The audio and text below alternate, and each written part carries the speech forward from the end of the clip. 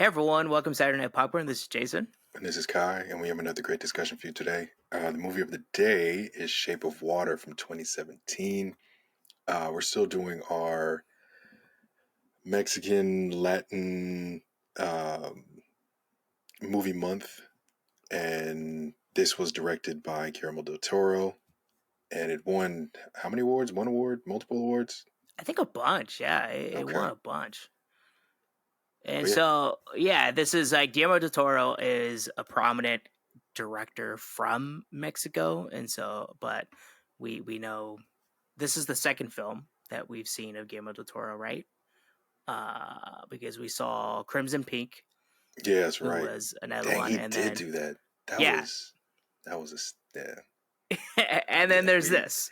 So I this I yeah, will night and day.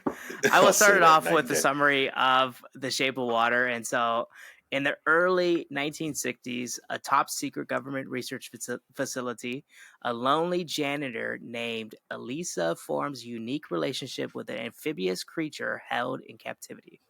The creature discovered in the waters of the Amazon becomes the center of Elisa's world. Against the backdrop of Cold War era America, Elisa plots ways to help the creature escape from its confinement. As their bond deepens, faces a difficult decision. Should she prioritize her feelings for the creature or its freedom? Directed by Guillermo del Toro, The Shape of Water is an otherworldly fable that combines romance, fantasy, and espionage in a captivating tale of love and sacrifice. And I think every time we kind of read these summaries that we get, it's like very poignant that like it's Spot exactly on. Yeah. because I know like Patty and I, my girlfriend and stuff, and like she was the one that kind of recommended this movie specifically from Guillermo del Toro, where it's like he likes to kind of interweave stories and history from Mexico and his upbringing and the culture of Mexico within, I guess, stories that are possibly relatable to a grand scale of people, especially in America. People can understand the Cold War era, Yeah. the best villains in all of film, the Russians, and then The combating, red. yeah, America and stuff. But then it's like combined with like gothic horror and a love story of Yeah. this individual that A it's like very you're almost like, strange love story. yeah, but Or, well, I still won't say you're like I'll say almost like unique love story. I won't say strange. It's a unique right. love story. But it's almost like the Beauty and the Beast type of deal where it's Yeah. like anybody can fall in love with anybody and No stuff, matter and how so you look or where you live, you can yes. find love. Is the moral of the story. I Now think. I the whole time I was done with the movie and I was like, I'm asked Kai, do you Mhm. wash your hands before or after you go to the bathroom, or do you do both? So that's a that's a great way to start this off. It's probably better to wash. Okay, I'll say what I do and then what I probably should do. I normally wash after. I think everybody should probably wash before if you're a male because you're getting Because your hands nowadays, dirty. yeah. Yeah, your hands are getting dirty and then you're touching down there. It's like, oh, maybe I should wash and then touch the thing that hasn't moved. It's sweat a little bit, but it's still clean technically. So yeah, I wash after. I should probably wash before, but it is what it is. It was just very funny where like the bad guy in the movie has this like whole kind of dramatic kind of thing that like, oh, you can tell a man by a lot about the man if he washes before or after, or if he does both, right? And Mm, it's like those the crazy people do both. yeah, like why would you do both? It's yeah. This was. I can definitely say this was a beautiful movie, which all of Guillermo del Toro's movies are. Like the fact that there was a consistent green hue Right? blew my mind. Like they were just in random rooms and it still had a green hue that still worked in the film. Yeah, even And people were wearing like brown coats, and it the lighting on them it almost made it look green yeah, and stuff. So there's always this green kind of tone to everything. yeah. And it wasn't too Like he was everywhere, but it wasn't too overpowering. Like you can watch some films and they're overly yellow or overly orange. Like, but this one, like there was a lot of green, but it still worked, I and they think did it's it really well. because it worked with the color kind of like grading that he used throughout the whole Yeah, thing. It almost had like more of this everything. it's It like has the turquoise. 1970s kind of like aspect to it, and Hmm. so it has that vintage style. There's a lot of neon and glowing lights Yeah, too, and so the green was not like a different hue that just looked out of place, even though like all of the colors were very bright and vibrant and everything. But it almost kind of felt like it was normal in that yeah. situation. It fit like it fit in that world. Yeah, and I think I immediately when I saw this, when it started up, it's like I know we talked about it all the time where it's like you can kind of watch movies and like it's a director and you're like, oh, now that you watch a few movies from that same Hmm. director, you're like, I can point out their style. But I Yeah. feel like Guillermo del Toro has like almost like a Tim Burton style where it's like it's kind of like eccentric. A Hmm. lot of the props and things look larger than they should be and everything. The way he kind of like shoots the scene, it's like low but far away, so you get the like how big The the room can vastness. feel and Yeah. everything. Yeah, so it's like I think he almost kind of has like a Tim Burton style to them. But it was And very he interesting to see. always has like unique characters Hmm. like Tim Burton. So that, yeah, I didn't even think about that, but that's true. I was thinking about the pacing of it. Like it as I was watching it, because it's just under 2 hours. It's like what, 140 maybe, I one think it forty was over five, 2 hours or over like two. just above. Okay, because it didn't feel like that. And I, as I was watching it, I was like, man, this movie feels like it's moving quickly. Hmm. And I noticed every frame or every scene, somebody was moving, or it always felt like someone was transitioning to the next scene, and that felt like that's what pushed the movie and made it seem like it was shorter than it actually was. Yeah, and I think you're right because it almost seems like you're not stuck in one place, Hmm. even though there's only like three places that they like the main character goes from their home, which is a movie theater, and Yeah, then to their work, and then back basically, and yeah, then there's like little bits in between. But like you said, like the pacing of this, you're having change, like changing of the scenery is more of like changing of the set piece inside of the building that she lives, inside of the work that she goes to, and everything. yeah, And so you, yeah, they're almost their own characters, but they're actually like really good characters too sometimes. I don't know. What do you think about the whole story in terms of like this is a love story, yeah, and that can place a lot of people off to this, and it's like not everyone loves in the mood for love like me and everything. Not everyone loves kind of like these like romantic, kind of like gothic horror movies, but um, I don't know if it fit. yeah. It was very Guillermo del Toro. I'll say that. I think your comparison to Beauty and the Beast gave me a different outlook, Hmm. because as I was watching, I was like, man, this is strange that these characters fell in love. Like the one of the main characters is a sea monster, and this lady's feeding the sea monster eggs, and then they fall in love. But now looking back, it's like, oh, it was like a Beauty and the Beast situation, and she saw his heart, or saw the creature's heart, and saw that he was more than just a creature and fell in love. So yeah, I'm happy you gave that comparison when we started. Yeah, because like she does explain it, or like, and so the main character is can fully hear the world around them, Hmm. but they just so happen to be mute, and they which means they can't talk because of she has scars on her like on her neck and stuff, and so Just it seems turning the like when she was gills. a child they were harmed and everything, and so this was so they have to speak in sign language and everything. But she explains that basically like the monster, the sea creature, like can see that there's nothing wrong with her. Hmm.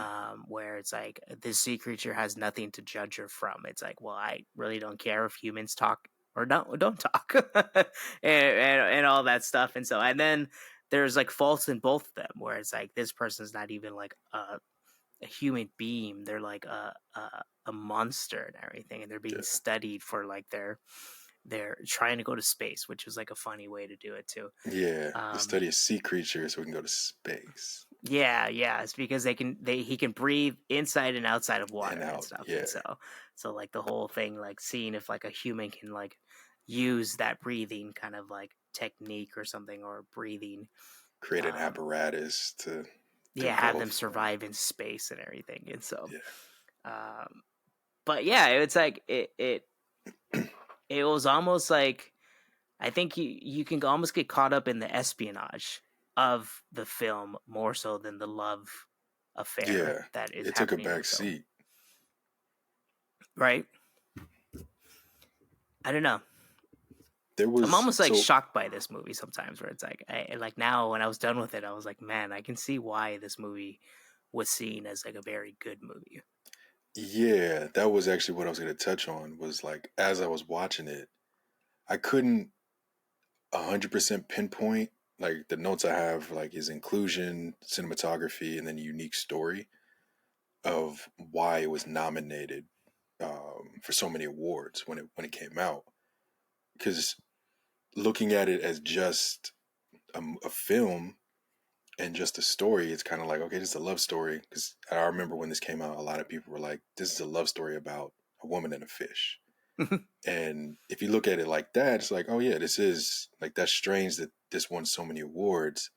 But then you kind of get into the nitty gritty of it, and it's like, oh, it was a lot of inclusion. They had this lady was a mute. They had the sea creature. The cinematography was wonderful, and then the story of a person falling in love with a sea creature is unique. And then there's other espionage and other things going on, but yeah, There's more to it than just like a love story between this monster and yeah. a woman. But like, I just remember when it came out, a lot of reviews were like, "This is so strange. This is just a creature and a woman falling in love, or sea creature and a woman falling in love." But then once you watch it, you get a better view of, or a better understanding of what was happening and why it was nominated so much. Yeah, and I think no matter what, you see the cinematography, you see the story of this film and everything, the set pieces, Yeah. the stage design, or the whatever.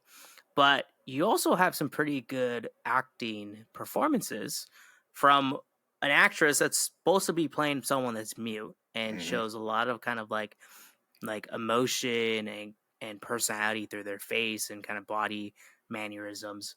And then you also have pretty much a mute monster, That tried aquatic to, thing, yeah, that is like learning like sign egg and language and music and everything. And so, and then you have Octavia Spencer, I think is like an amazing supporting kind of actress yeah, in this movie too, because it's like she adds sort of like a comedic kind of thing, and then she's a very supportive person where it's like, I didn't want to do this in the first place, but I guess we're kind of in it and everything. this yeah. We're gonna I can't steal this change it government now. weapon. Like it's already going down. You fell in love with it. I can't change that. Yeah, and then all the other supporting, like the guy that plays General I just called him Zod. Zod. Yeah, Yeah, I know, exactly. right? But he I don't always know kind that of man's plays name. that same kind of character. He's very good at that character. That's very Yeah, like militant and a everything, and dick. very, yeah, basically. Yeah, he's a dick. So he's very good at that, and Yeah, like he kind of goes through like a lot of emotions where it's like, oh, he was ready for failure, but then it's like, well, no, like there's no failure in what you do. You have to go and figure it out and stuff. And hmm then he's like, all right, I'm going to take it to the extreme and everything, and then kill everyone around us. dude was a psycho. Like Yeah, psycho. yeah, and yeah. In terms of like seeing, like we kind of have a lot of good things, but what could you see as something that's negative to this film? I think I blocked it on my memory at this point, but that random sex scene was a dislike. What the one in I think it was the bathtub. yeah, Oh well, that's part of the love story. I guess. I guess it was just like we don't need that. Yeah, Um, I guess that's true. Where it's like there is some nudity to this, and it's like it's almost kind of like where you're like, all right, well, it the makes sea creature sense was nude to the the whole story. time. Secret, technically, yes. Other than that, I don't. Yeah, I don't really have anything outside of that. That was only like random moment in the film that I was like, why would? What's the point of this? But I think for me, where it's like Guillermo del Toro is very good at using practical effects with mhm. the person that kind of dresses up as this sea creature. He's also known for Hellboy, where it's like you have the Oh character yeah, of Hellboy and kind of like that same kind of gothic feel prosthetics and everything. to his movie. Where this, it kind of sucks because you kind of want more of what the monster or like the sea creature can do, because you see little bits of it where it's like he was able to heal the little scratch marks on the neighbor's arm. He was able to Mm, kind of bring his hair back, and you're like, what? He just touched his head. And then you see that he's able to kind of bring himself back to life, basically, or he's yeah, almost like immortal. And then he like like Superman. makes her into a sea creature, basically Yeah, which uses those blew me scars as off. the way to make the gills. Yeah, So you're like, I wished I would have had more. Where like half of the movie, like it's like this secret thing that's inside of this like this bathtub or something, or this like big old tank in a government in a facility. lab. Yeah, Yeah, so it's like you see how I was just thinking about like the intricacies of like putting on all of that makeup, that prosthetic onto that person. And then it's also waterproof because he's coming out of the yeah, water. Like he's actually yes. in the water. So that had been a mess where like I wonder if like Del Toro's like, yeah, just make it work. Just figure it out because that had to be.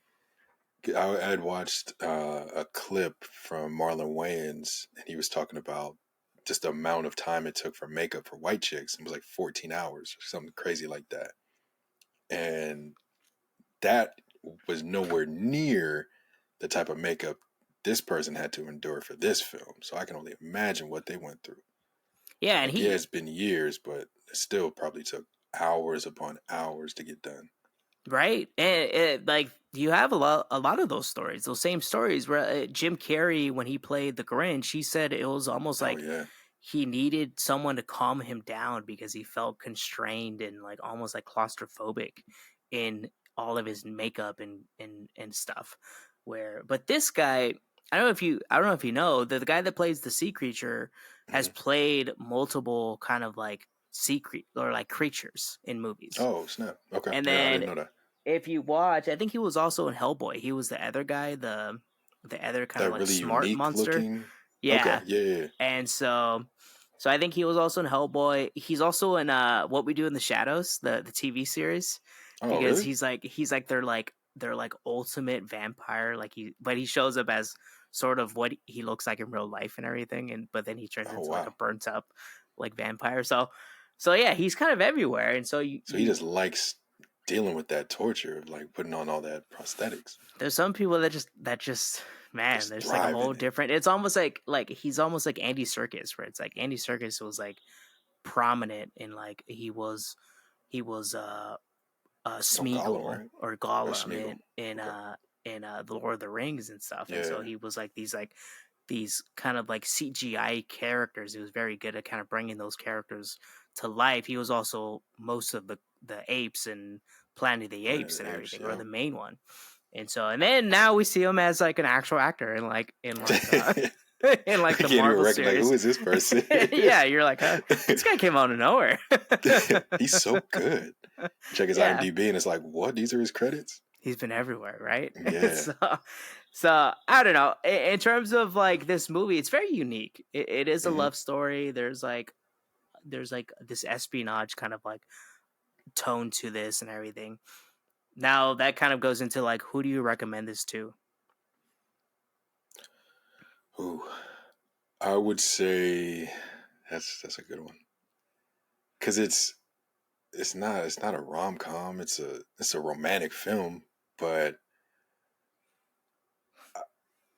I would say a cinephile. I would say someone that is already into movies.